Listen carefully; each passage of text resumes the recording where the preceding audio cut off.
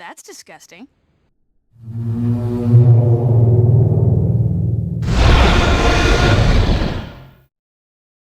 Dinosaurs may have roamed the Earth 66 million years ago, but in the 80s and 90s, they sure as hell made a comeback, sparking dino mania. Ranging from books, movies, TV shows, and toys. And every kid had a pair of dino pajamas. Which brings me to the feature game of this episode, Dino Crisis. Created by Shinji Mikami and Capcom, the same guy who made Resident Evil, the game was developed and marketed as panic horror, as opposed to survival horror like the Resident Evil franchise with their slow-moving zombies. This game featured much faster and more aggressive enemies, inducing a feeling of panic into the gamer. Now, as I was getting into this game, I was thinking that this is almost a carbon copy of Jurassic Park. Think about it. A group of people arrive at a research facility on some unknown isolated island overrun by dinosaurs, but it ended up being something completely different altogether. So, without further delay, let's get into the chaos and the panic that is Dino Crisis. Set in the distant year of 2009, a group of special ops agents, Regina, Gale, Rick, and Cooper, are sent to Ibis Island to locate fellow agent Tom, who has infiltrated a secret research lab and discovered that renowned scientist Dr. Edward Kirk, who was presumed dead several years ago, is alive and well, leading a secret weapons project in the facility. You're tasked with tracking down the doctor and capturing him. Cooper is immediately blown off course while parachuting down and is quickly turned into food, leaving the other three agents to fend for themselves and discover what's really going on at the facility.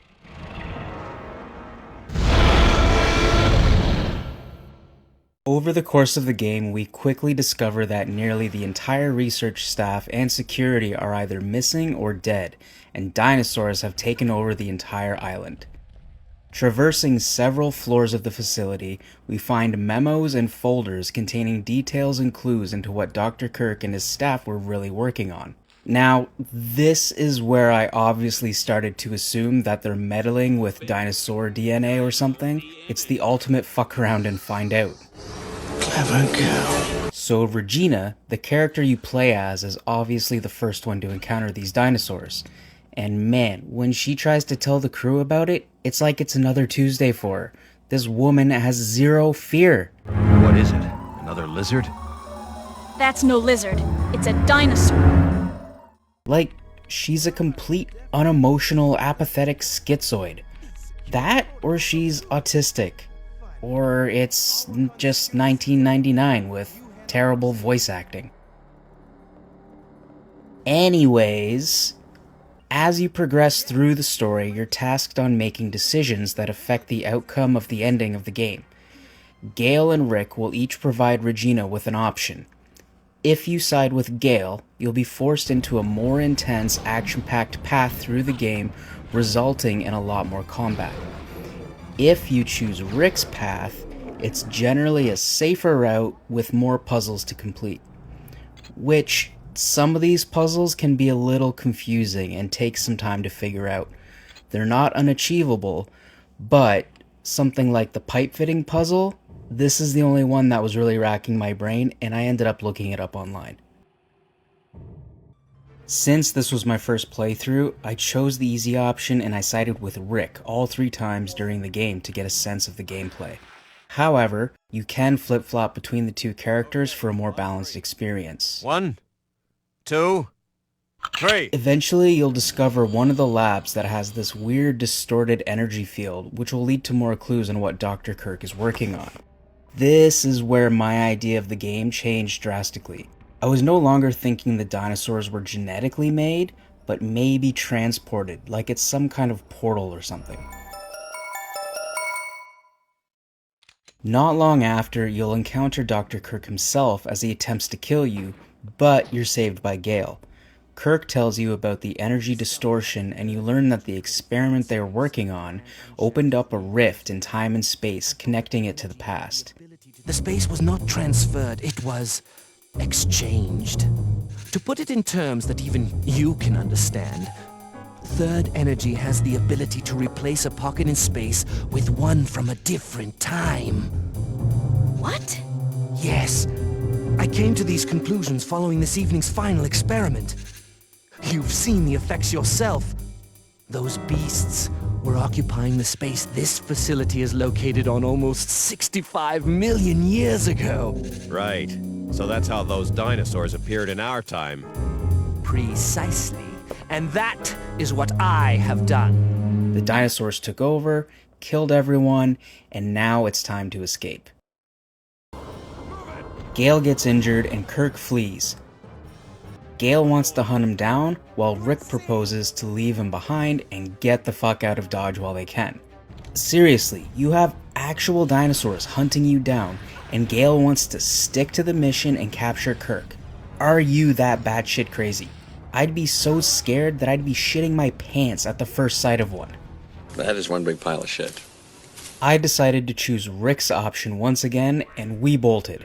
Not before having to activate the generator on the facility to get rid of the rift that's blocking your path to freedom.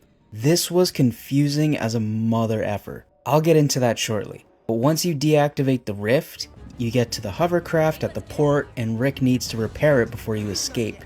You have a final showdown with a T-Rex that's been stalking you since early on in the game, allowing time for Rick to repair the craft, and then you escape, blowing up the facility and the dinosaurs to Kingdom Come.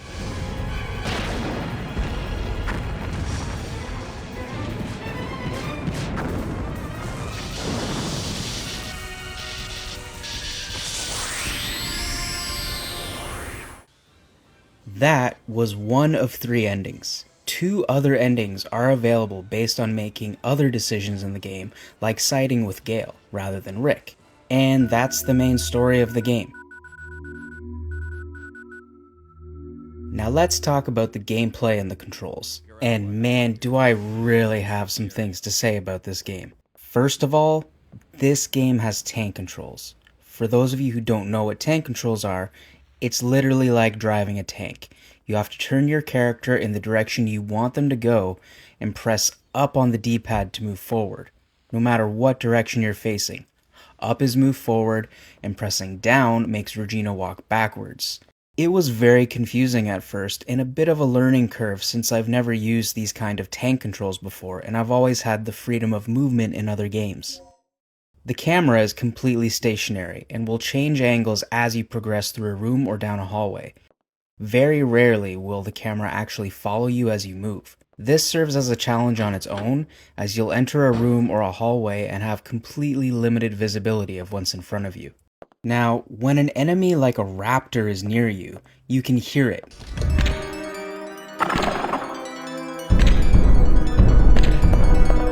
It'll make sounds or some musical play so you know it's there, but you can't see it. You have no idea how close it is. And pair that with the tank controls trying to get around it, it can be difficult. Do I veer to the right? Do I veer to the left? You either get lucky and you dodge it like you're a running back in the NFL, or you screw yourself and practically offer yourself as a sacrificial lamb. The other thing that really annoyed me is once you successfully run past a dino, then you get stuck on the fucking wall. The raptor catches up to you and you're done for. Oh, and speaking of the enemies in this game, they're relentless. They're fast, they're aggressive, and they will make your life a living hell.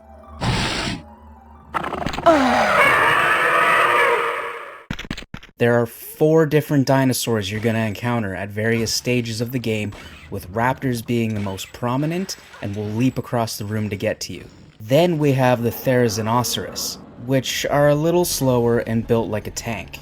Pterodactyls, which make a limited appearance but didn't seem to pose too much of a threat. These assholes will dive bomb you and pick you up, usually forcing you to drop your weapon.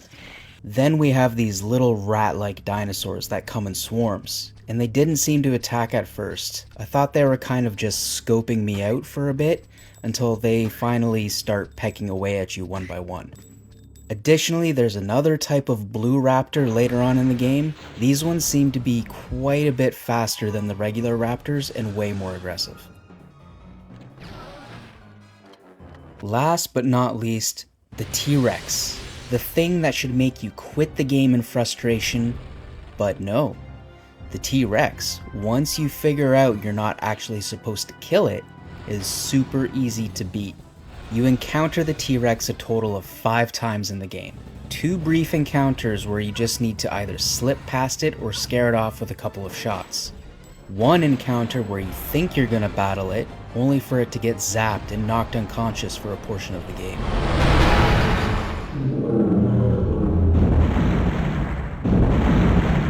And 2 instances where you actually fight it.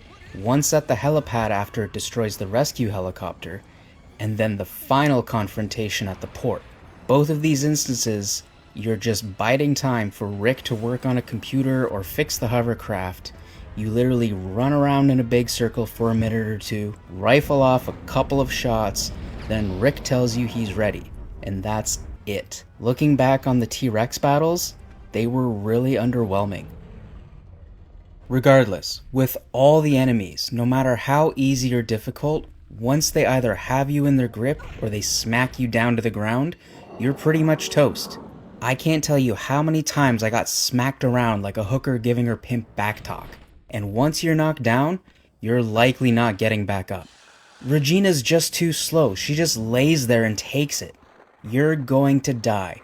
Over and over and over. Thankfully, you have resuscitations. Or, if you don't have those, you have 5 continues available in the game, which will also start you from where you died. Once you run out of those continues, you're forced to restart from your previous save file.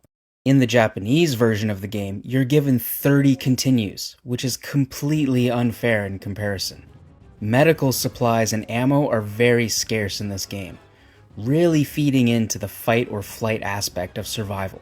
You'll come across random boxes on the ground or behind shelves containing one item, usually health related or things you can mix and match with another item like aids, intensifiers, or multipliers. You can craft health with these, making them stronger or increasing the quantity, or even craft sleeping darts, which come in handy from time to time if you don't want to waste your ammo. The ammo, I find, is even more scarce than health. The best places to find it are in these colored cabinets on the walls, but you need plugs to open them. Ammo boxes usually require 3 plugs, and health boxes usually 1 or 2. It's one of the dumbest things in the game, searching every single room for plugs, backtracking, looking here and there. It's insane. You play as a special ops agent and you literally start the game with just a pistol. Even Rick and Gale are carrying what look like assault rifles. There's 2 difficulty settings in the game, easy and normal. If you start the game on easy, however, you will start with all 3 weapons and a good chunk of ammo. And a bonus is if you complete all 3 endings of the game, you're given unlimited grenade launcher ammo for another playthrough. I don't have the patience to play this game one more time, let alone 3.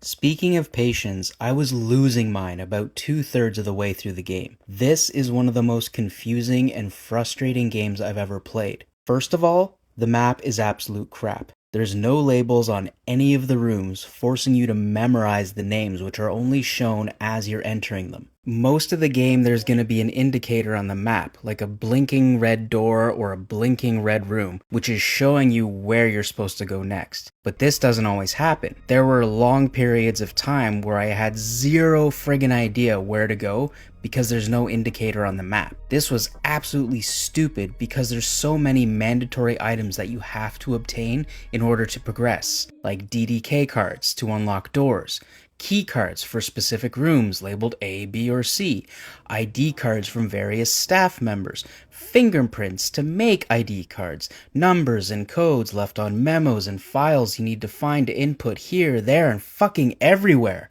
And it's never obvious where any of this shit is, forcing you to lose your mind in a hellish maze of unmarked rooms dodging fucking Barney and friends. I got to a point in the game where I was just so fed up with trying to figure out where to go or what to do next that I would either just Google it or watch something on YouTube, just to put my mind at ease. Especially when it came to the end and trying to figure out how to set up the generator to get rid of the rift that's blocking my exit. I really tried to figure it all out on my own, but I spent what felt like countless hours wandering around trying to discover how to get Kirk's ID and the level A key pass, only to find out it was in a room that I was already in. Why wasn't that shit just there when I was in there the first time? I started playing this game having fun and really liking the concept and the fact that I was trying something different. But by the end of it, I couldn't wait for it to be over. Why couldn't they make clearly marked objectives? Is it too much to add labels in the map on the goddamn rooms to know where I am or where I need to be? It's a confusing and difficult game to the point that even some of the other YouTubers I watched had to stop and look for guides on their own. There are definitely some ways I think the game could have been improved upon, even in fighting the dinosaurs. I wish there was some sort of different creative way that you could kill them. Trap them somehow, electrocute them, set off an explosion and blast them out of a window or something. Hell, the closest you come to a creative death in this game is when you're getting chased by a couple of pterodactyls. You escape them briefly running by a large vent that isn't operational. You go in this room, you turn on the power, and that vent that I mentioned turns on and sucks one of the shithawks in, shredding it to bits.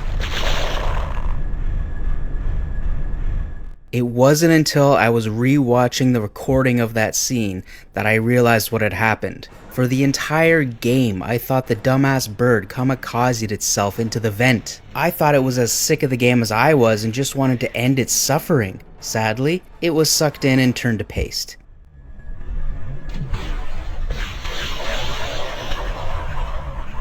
More unique ways to kill an enemy like that would have added an extra level of fun to the game.